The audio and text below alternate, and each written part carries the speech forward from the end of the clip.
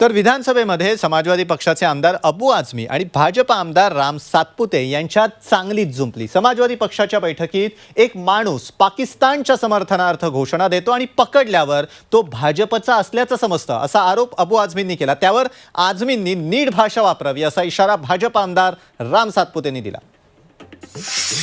समाजवादी party की meeting हो रही है, पाकिस्तान जिंदाबाद बोल के भाग जाता है। मीडिया में चारों तरफ कि समाजवादी पार्टी पाकिस्तान जिंदाबाद बोलती है। अध्यक्ष महोदय, और उसके बाद पकड़ा जाता है बीजेपी का आदमी और उसके ऊपर केस होता है। उसने बोला पाकिस्तान जिंदाबाद। ये क्या है सर देश में? ये सातपुते साहेब। अध्यक्ष महोदय, या ठिकाणी सन्माननीय सदस्य अबू आझमीजी ज्या पद्धतीने बोलतायत, खऱ्या अर्थानं या ठिकाणी त्यांचा विषय मांडावा त्यांनी, परंतु समाजवादी पार्टीच्या याच्यामध्ये कोणीतरी त्यांच्या लोकांनी पाकिस्तान जिंदाबादच्या घोषणा दिल्या आणि त्याचा भाजपच्या नावाने शिक्का मारायचा। याच्या अगोदर यांनी स्वतःची भाषा नीट चेक करावी अध्यक्ष महोदय। आपण चालणार नाही अध्यक्ष महोदय। देशचे गद्दार